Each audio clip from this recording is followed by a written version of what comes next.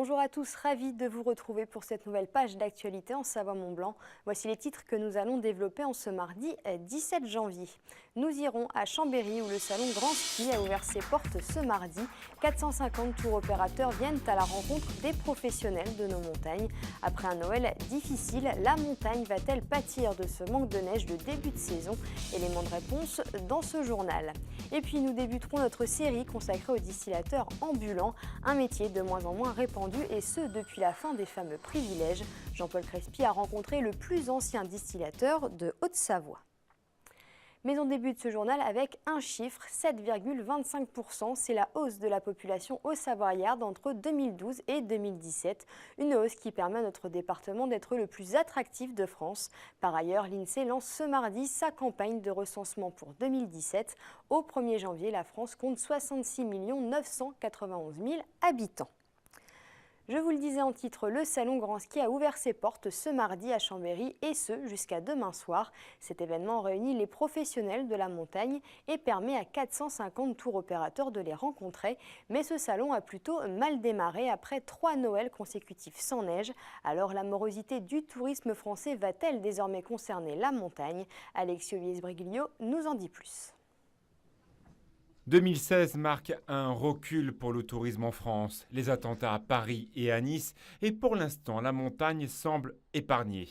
Il faut faire l'effort sur les marchés, les grands marchés traditionnels de la montagne, européens essentiellement, Grande-Bretagne, Pays-Bas, Belgique.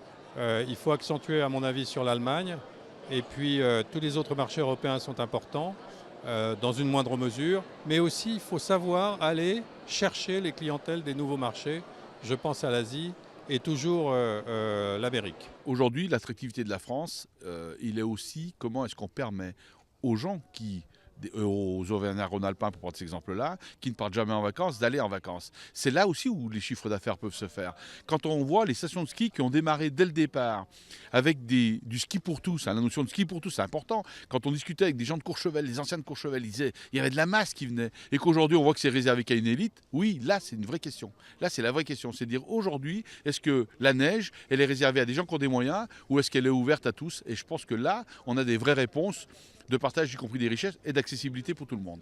Toutes les clientèles sont bienvenues en Auvergne-Rhône-Alpes, pas que le luxe, mais aussi les familles. On travaille énormément pour accueillir aussi des familles internationales, européennes, ou même tout simplement françaises, leur faire découvrir les atouts de notre territoire, qui est la plus belle région de France.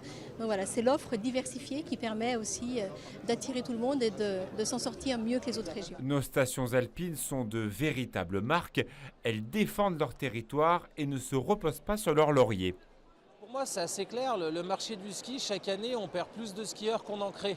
Donc quand on voit la concurrence et quand on voit nos voisins en Autriche, en Suisse, en Italie qui se bougent, je crois bien sûr à la destination France au niveau de la montagne, mais je crois surtout au fait qu'il faut qu'on se remette en question, qu'on continue à être innovant, qu'on continue à proposer le juste rapport qualité-prix et qu'on se mette vraiment dans les chaussettes du client pour comprendre son parcours depuis la maison jusqu'à la station et puis le retour et qu'on travaille pour fluidifier tout ça. C'est la raison même de ce salon Grand Ski à Chambéry. 7 millions de skieurs qui s'effritent chaque année un peu plus, c'est quelque chose qu'il faut compenser. Cette compensation, elle se fait sur une clientèle étrangère qui est située à 2,5 millions et il faudra aller plus loin. On voit que le marché chinois est en train d'exploser. Et comme un signe du destin, la neige est arrivée quelques heures avant Grand Ski. De quoi réjouir les 450 tours opérateurs et autres journalistes touristiques venus de très loin, ici, pour Chambéry. Les infirmiers et infirmières françaises s'exportent bien et plus particulièrement en Suisse. L'Observatoire transfrontalier des personnels de santé vient de publier ces chiffres. 67% des infirmiers à Genève sont français. Au total, ce sont 2243 professionnels français qui exercent aux hôpitaux universitaires de Genève, dont 87% résident en Haute-Savoie. À noter que ces 2243 infirmiers français au HUG représentent un chiffre équivalent aux infirmiers des hôpitaux publics haut-savoyards et gessiens. Début de notre série, cette semaine elle sera consacrée aux distillateurs ambulants. Comme chaque année en hiver, les alambics sillonnent les routes de nos deux départements, une tradition qui se perd au fil des années depuis la disparition des fameux privilèges. Aujourd'hui, être distillateur ambulant est bien plus qu'une simple passion et ils sont de moins en moins nombreux à exercer. Portrait du plus ancien distillateur de Haute-Savoie avec Jean-Paul Crespi. Derrière de larges bâches, l'alambic se cache, se dissimule à l'abri du froid et des regards. Certains l'appellent la marraine, d'autres hésitent à lui donner une âme. Pourtant, la lourde machine ambulante et ses 3 vases ont façonné l'histoire des campagnes et des familles savoyardes. Construit en 1933, l'alambic d'Annie et de Jean-Louis porte l'histoire de la famille par tradition. Sans céder, ils poursuivent depuis 50 ans leur tournée hivernale de village en village, d'ateliers publics en station de distillation. Aujourd'hui, ça reste un souvenir, ouais. Moi, j'ai des clients qui passent me dire « Je viens de dire bonjour Jean-Louis, mais j'ai rien à distiller ». C'est de moins en moins une tradition, on va dire.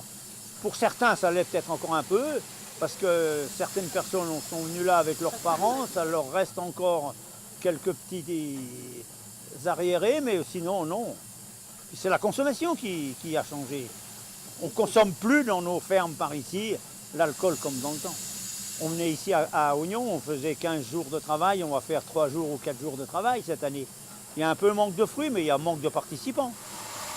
Depuis plusieurs années et l'extinction des privilèges, les bouilleurs de cru sont moins nombreux. Et les lourds couvercles de cuivre soulevés et abaissés par un palan marquent le pas. Les belles années appartiennent au passé.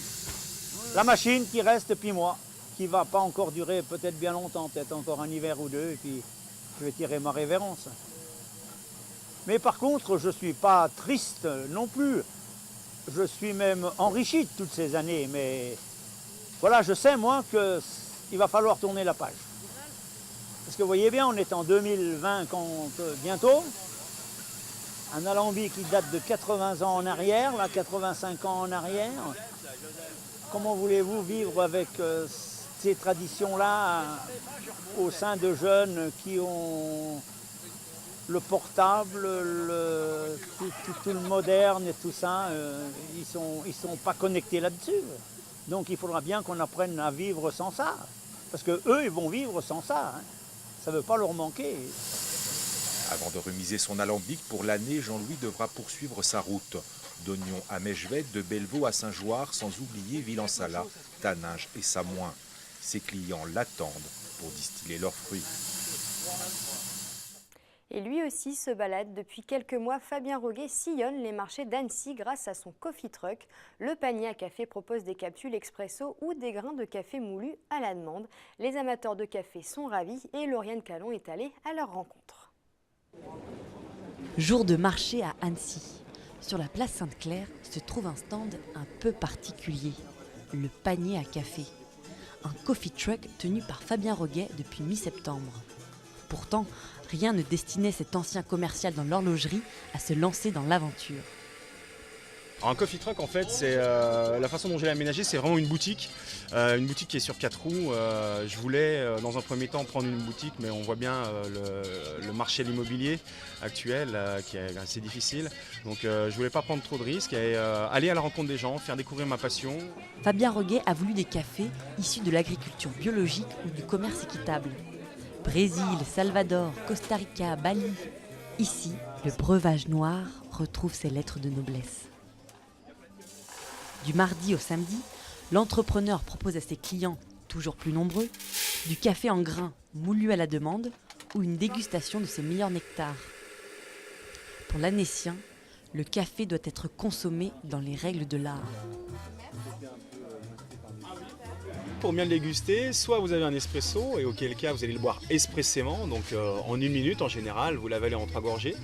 Un signe qui va être la signature d'un bon café, ce sera que dans les 10 minutes, le café va vous accompagner.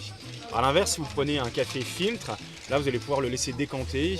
C'est un café où vous avez votre mug qui est bien rempli et vous allez le laisser s'aérer au fur et à mesure, le boire en 4-5 minutes et vraiment le goût va évoluer comme un bon verre de vin. À l'avenir, Fabien Roguet souhaite acheter d'autres coffee trucks et développer une franchise de son panier à café. Et on se quitte avec cette image prise depuis l'espace par Thomas Pesquet.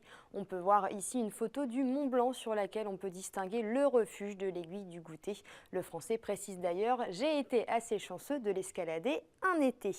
C'est la fin de cette édition. Merci à tous de l'avoir suivi. N'oubliez pas notre site internet 8montblanc.fr. Belle soirée et à demain pour encore plus d'actu en Savoie-Mont-Blanc.